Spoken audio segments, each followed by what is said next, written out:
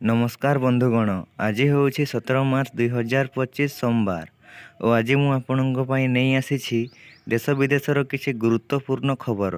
तेणु चलतु सेगुड़िक उपरे नजर पकाइबा। नंबर 1, खूब शीघ्र राज्य में सकालुआ स्कूल। गणशिक्षा मंत्री राज्य में किछि दिन है पारद उपर मुहा रही। आकाशरू खसुची अग्निपिंडुड़ा। असह्य होउछि ग्रीष्म लहरी। एभली स्थिति रे गणशिक्षा मंत्री नित्यानंद गंड रविवार एक बड़ सूचना देइछन्ति। राज्य में बढ़ुथिबा ग्रीष्म प्रवाह को दृष्टि रे रखी खूब शीघ्र सकालुआ स्कूल हेबो बोली गणशिक्षा मंत्री गणमाध्यम को प्रकाश करिसन्ति। एने सरकार आलोचना करुछन्ति। तुरंत सरकार सकालुआ स्कूल नहीं निष्पत्ति नेबे बोली मंत्री कहिसन्ति। नंबर 2, घरे गोटे पुओ थिले भी बापा माँ एकाथरे पाइबे लक्षे, मात्र 6 टंका रखिबाकू पड़िबो। जदि आपण मध्य आपणक पिलामानंक पई निवेश योजना विषय भावुछन्ति तेबे पोस्ट ऑफिस रो बाल जीवन बीमा योजना एक भल विकल्प प्रमाणित होई पारे। एही योजना रे प्रतिदिन मात्र 6 टंका निवेश करी आपण आपणक पिलामानंक शिक्षा एवं अन्यान्य आवश्यकता पई लक्ष लक्ष टंका संचय करि परिबे। जदि आपणक बयस 45 वर्ष को अधिक तेबे आपण एही योजनार लाभ उठाई पारिबे नाही। बाल जीवन बीमा 5 ରୁ 20 वर्ष बयसर पिलामानंक पई। एहा अधीन रे धारक अर्थात पिलामानंक पितामाता एही योजना रे केवल 2टी पिलांकु सामिल करि पारिबे।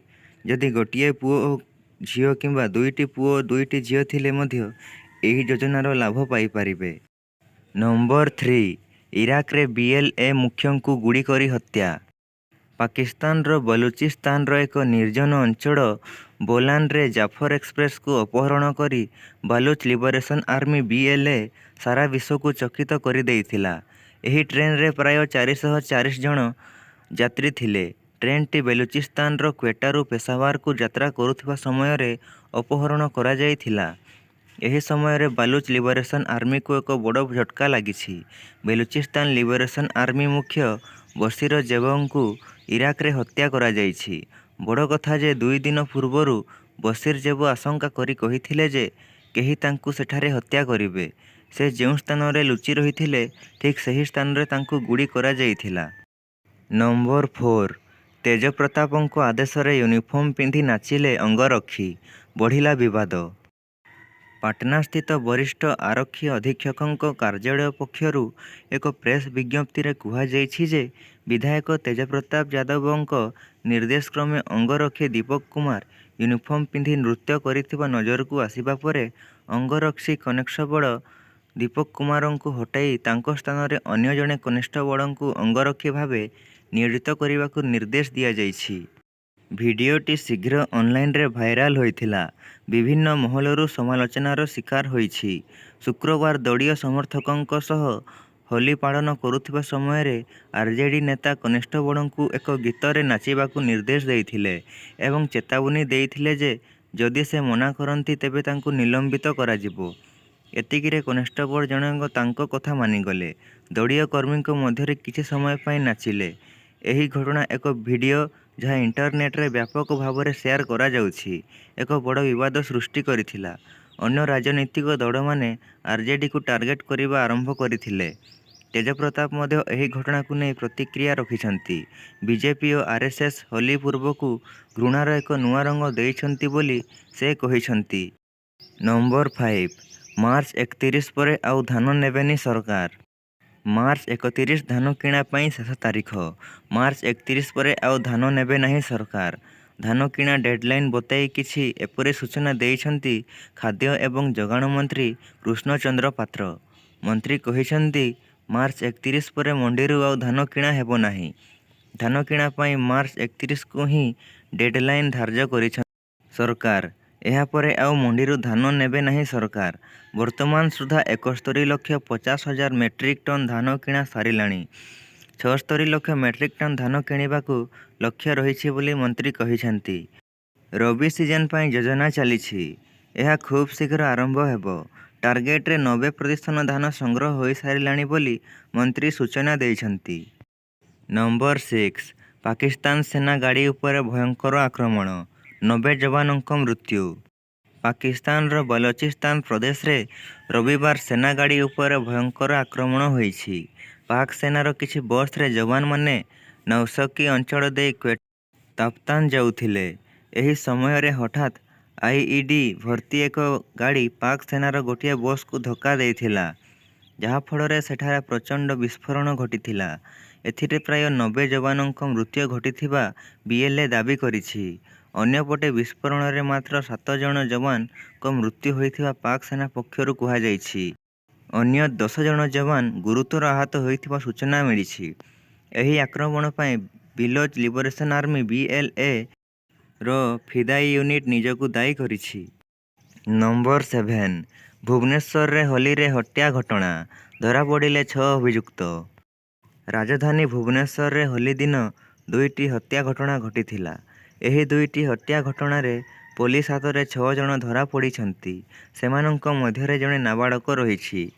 ସିମେଇ ଗାଡ଼ିଆରେ ଜଣେ ଯୁବକଙ୍କୁ ଛୁରୀ ଭୁଷି ହତ୍ୟା ଘଟଣାରେ 4 ଜଣଙ୍କୁ ପୁଲିସ ଗିରଫ କରିଛି। ସେହିପରି ଶାନ୍ତିପଲ୍ଲୀ ବସ୍ତି ହତ୍ୟା ଘଟଣାରେ 2 ଜଣ ଧରାପଡ଼ିଛନ୍ତି। ନମ୍ବର 8 ବ୍ୟାଙ୍କ ମାଟି ବିକୁଛି ଚୀନ, ସର୍ବାଧିକ ମୂଲ୍ୟ 10,000।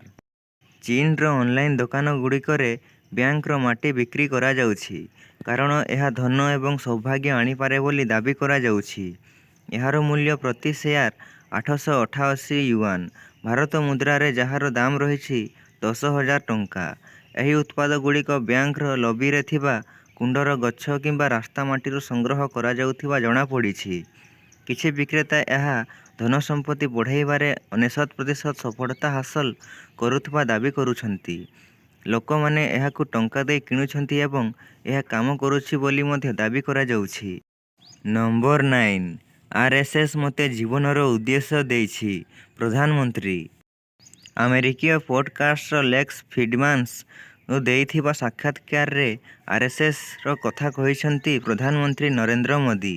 ସେ କହିଛନ୍ତି ଯେ ରାଷ୍ଟ୍ରୀୟ ସ୍ୱୟଂସେବକ ସଂଘ RSS ଭଳି ଏକ ପବିତ୍ର ସଂଗଠନରୁ ଜୀବନର ମୂଲ୍ୟବୋଧ ଶିଖି ନିଜକୁ ଧନ୍ୟ ମନେ କରୁଛନ୍ତି। 1925 ମସିହାରୁ ଦେଶ ପ୍ରତି ନିଜକୁ ଉତ୍ସର୍ଗ କରିବା ପାଇଁ ଲୋକଙ୍କୁ ପ୍ରେରଣା ଦେବା ପାଇଁ ସଂଘ କାର୍ଯ୍ୟ କରୁଥିବାରୁ ମୁଁ ସଂଘକୁ ଖୁବ୍ ପ୍ରଶଂସା କରୁଛି।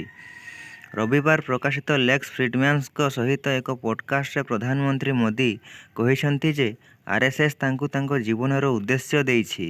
ଏହାର ବିଭିନ୍ନ ସହଯୋଗୀ ସଂଗଠନଗୁଡ଼ିକ ଅନେକ କ୍ଷେତ୍ରରେ ଏବଂ ସମାଜର ପ୍ରତ୍ୟେକ ବର୍ଗ ସହିତ ଜଡ଼ିତ ବୋଲି କହିଛନ୍ତି। ପ୍ରଧାନମନ୍ତ୍ରୀ ବିଜେପିରେ ଯୋଗ ଦେବା ପୂର୍ବରୁ ମୋଦି ପୂର୍ବତନ RSS ପ୍ରଚାରକ ଭାବେ କାମ କରୁଥିଲେ।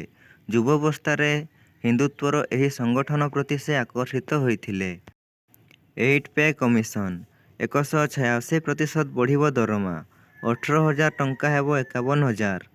ଅଷ୍ଟମ ବେତନ ଆୟୋଗ ଲାଗୁ ହେବା ପରେ କେନ୍ଦ୍ର ସରକାରୀ କର୍ମଚାରୀଙ୍କ ଦରମା କେତେ ବୃଦ୍ଧି ପାଇବ ସେ ନେଇ ଅନେକ ଆଲୋଚନା ହେଉଛି। ଅନେକ ଭାବୁଛନ୍ତି କର୍ମଚାରୀଙ୍କ ଦରମାରେ 186% ବୃଦ୍ଧି ପାଇବ। 186% ଅର୍ଥ ହେଉଛି ଯାହାର ଦରମା ବର୍ତ୍ତମାନ 50,000 ଟଙ୍କା, ସେମାନେ ପାଖାପାଖି 1,50,000 ଟଙ୍କାକୁ ବୃଦ୍ଧି ପାଇବ।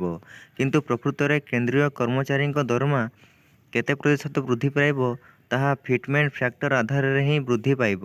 କିନ୍ତୁ କିଛି ସାମ୍ପ୍ରତିକ ରିପୋର୍ଟ ମଧ୍ୟ ଆସିଛି, ଯେଉଁଥିରେ କୁହାଯାଇଛି ଯେ ଦରମା ବୃଦ୍ଧି କେବଳ 10ରୁ 30% ହେବ, ଏହାଠାରୁ ଅଧିକ ନୁହେଁ। ଏହାର ଅର୍ଥ ହେଉଛି ଯିଏ 50,000 ଟଙ୍କା ବେତନ ପାଉଛନ୍ତି ତାଙ୍କର ସର୍ବାଧିକ ଦରମା 60ରୁ 65,000 ଟଙ୍କା ମଧ୍ୟରେ ହିଁ ରହିବ। ନମ୍ବର 11 ICC ସହିତ ଚାଲିଛି ଆଲୋଚନା, ସାଉଦି ଆରବରେ ହୋଇପାରେ ଆଉ ଏକ ମହାଲିଗ୍। ସାଉଦି ଆରବରେ ଏକ ବଡ଼ ଧରଣର ଗ୍ଲୋବାଲ T20 ଲିଗ୍ କ୍ରିକେଟ ଆୟୋଜିତ ହୋଇପାରେ। ଏ ନେଇ ସାଉଦି ଆରବ ଓ ICC ମଧ୍ୟରେ ଆଲୋଚନା ଚାଲିଛି। ଟେନିସ୍ ଲିଗ୍ ଶୈଳୀରେ ଏହାକୁ ଆୟୋଜନ କରିବା ପାଇଁ ବ୍ଲୁପ୍ରିଣ୍ଟ ପ୍ରସ୍ତୁତି ପାଇଁ ଉଦ୍ୟମ ଆରମ୍ଭ ହୋଇଛି। ଏଥିରେ ଫ୍ରାଞ୍ଚାଇଜ ରହିବେ, ମାତ୍ର ଦେଶକୁ ନେଇ ସେମାନେ ଟିମ୍ ପ୍ରସ୍ତୁତ କରିବେ। ସାଉଦି ଆରବ ଏ ନେଇ ମୋଟା ଅଙ୍କର ଅର୍ଥ ଇନଭେଷ୍ଟ କରିବା ପାଇଁ ପ୍ରସ୍ତୁତ ଅଛି। ଅଷ୍ଟ୍ରେଲିଆର ଜଣେ ମହାନ ଖେଳାଳିଙ୍କୁ ଏହି ଲିଗ୍ର ରୂପରେଖ ପ୍ରସ୍ତୁତ କରିବା ପାଇଁ ଦାୟିତ୍ୱ ପ୍ରଦାନ କରାଯାଇଛି। IPLର ସଫଳତା ପରେ ଏବେ ସମସ୍ତେ ଏହିଭଳି ଲିଗ୍ ଆୟୋଜନ କରି ମାଲାମାଲ ହେବାକୁ ଚାହୁଁଛନ୍ତି। 1 ଟ୍ରିଲିୟନ ଆମେରିକା ଡଲାର ପୁଞ୍ଜି ରାଶି ରଖିଥିବା ସାଉଦି ଆରବର SRJ ସ୍ପୋର୍ଟ ଇନଭେଷ୍ଟମେଣ୍ଟସ୍ ଏହାକୁ ଆୟୋଜନ କରିପାରେ। ନମ୍ବର 12 ଆଧାର ସହ ଲିଙ୍କ ହେବ ଭୋଟର ଆଇଡି। ଆଧାର ସହ ଲିଙ୍କ ହେବ ଭୋଟର ଆଇଡି କାର୍ଡ଼।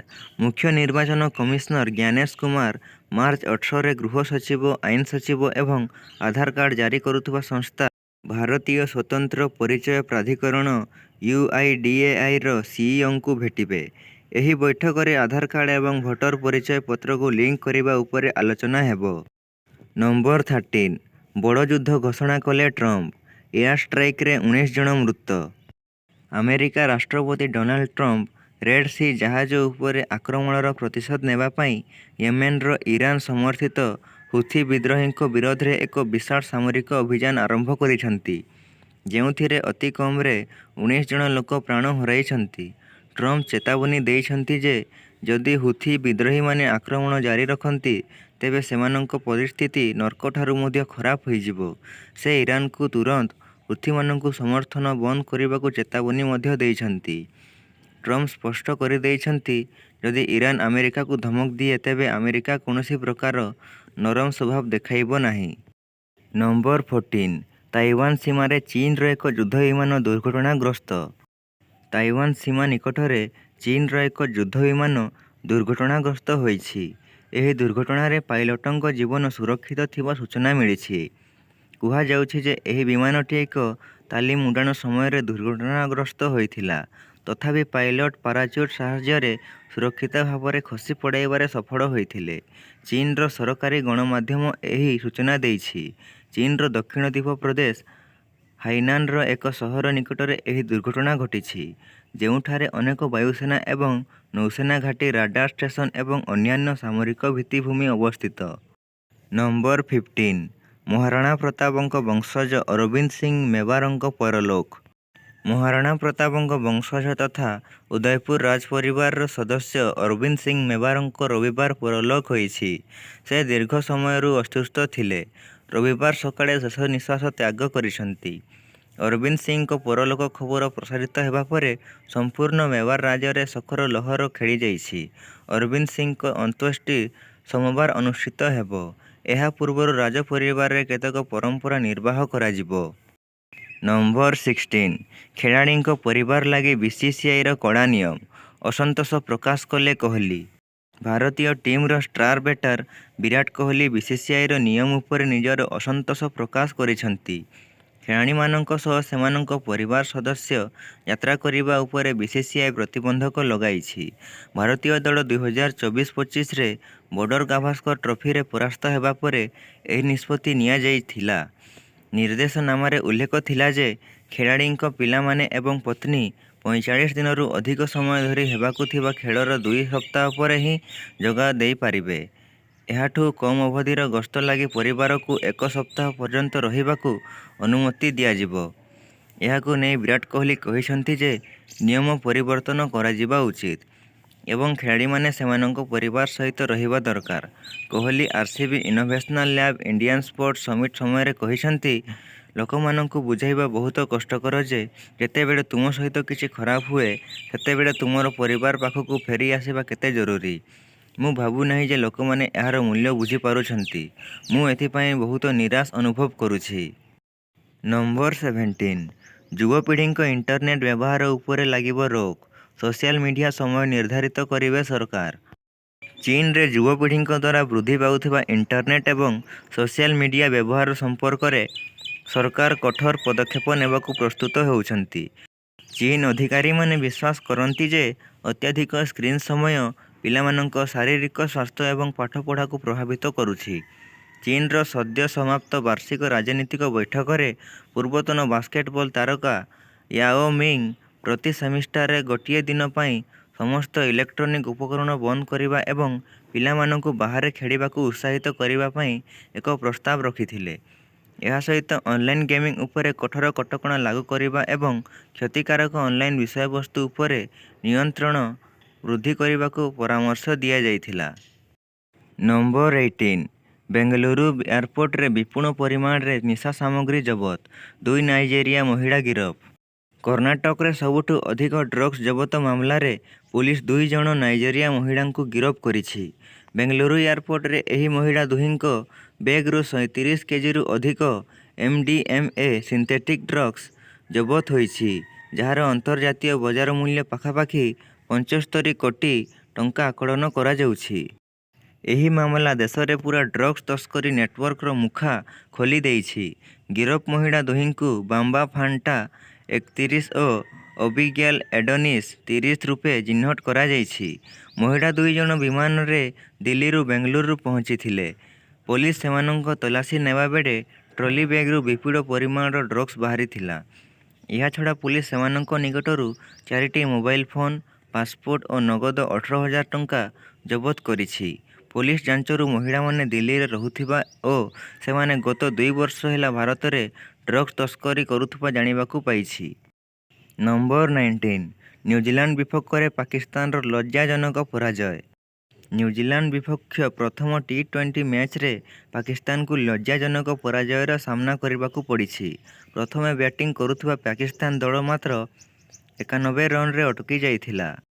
ଏହାର ଜବାବରେ ନ୍ୟୁଜିଲାଣ୍ଡ 10.1 ଓଭରରେ 1 ୱିକେଟ୍ ହରାଇ ଲକ୍ଷ୍ୟ ହାସଲ କରିଥିଲା। ଏହିପରି ଭାବରେ ସଲମାନ ଅଲି ଆଗାଙ୍କ ଅଧିନାୟକତ୍ୱରେ ପାକିସ୍ତାନକୁ 9 ୱିକେଟରେ ପରାଜୟର ସମ୍ମୁଖୀନ ହେବାକୁ ପଡ଼ିଛି। ନମ୍ବର 20 ପୁଣି ଚାମ୍ପିୟନ ହେଲା ଭାରତ। ୱେଷ୍ଟଇଣ୍ଡିଜକୁ ପରାସ୍ତ କରି ଜିତିଲା ଅନ୍ତର୍ଜାତୀୟ ମାଷ୍ଟର ଲିଗ୍ ଟାଇଟଲ। ଭାରତ ଅନ୍ତର୍ଜାତୀୟ ମାଷ୍ଟର ଲିଗ୍ 2025 ଟାଇଟଲ ଜିତିଛି। ୱେଷ୍ଟଇଣ୍ଡିଜ ମାଷ୍ଟରକୁ 6 ୱିକେଟରେ ପରାସ୍ତ କରି ଇଣ୍ଡିଆ ମାଷ୍ଟର ଦଳ ଟ୍ରଫି ଜିତିଛି।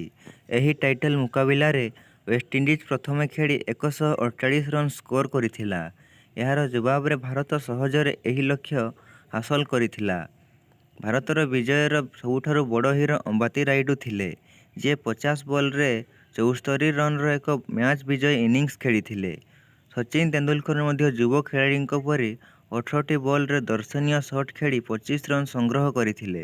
ୱେଷ୍ଟଇଣ୍ଡିଜ ପ୍ରଥମେ ବ୍ୟାଟିଂ କରିବାକୁ ଆସିଥିଲା, ଯେଉଁଥିପାଇଁ ଓପନର ଡୱେନ୍ ସ୍ମିଥ 45 ରନ୍ ଇନିଂସ ଖେଳିଥିଲେ। କିନ୍ତୁ ବ୍ରାଏନ୍ ଲାରା ଓ ୱିଲିୟମ ପରକିନ୍ସ 6 ରନ୍ ସ୍କୋର କରିବା ପରେ ଆଉଟ୍ ହୋଇଥିଲେ। ସହବାଜ ନଦୀମ ଘାତକ ବୋଲିଂ କରି 4 ଓଭରରେ ମାତ୍ର 12 ରନ୍ ଦେଇ 2 ୱିକେଟ୍ ମଧ୍ୟ ନେଇଥିଲେ। ଲେଣ୍ଡଲ ସିମନ୍ସ ନିଶ୍ଚିତ ଭାବରେ 57 ରନ୍ର ଏକ ଗୁରୁତ୍ୱପୂର୍ଣ୍ଣ ଇନିଂସ ଖେଳିଥିଲେ, କିନ୍ତୁ ମ୍ୟାଚ୍ ଜିତାଇବାରେ ସଫଳ ହୋଇପାରିନଥିଲେ। ନଦୀମଙ୍କ ବ୍ୟତୀତ ବିନୟ କୁମାର ମଧ୍ୟ ଭାରତ ପାଇଁ ବୋଲିଂରେ ଆତଙ୍କ ସୃଷ୍ଟି କରିଥିଲେ। କୁମାର ଏହି ମ୍ୟାଚରେ ମୋଟ 3 ୱିକେଟ୍ ନେଇଥିଲେ।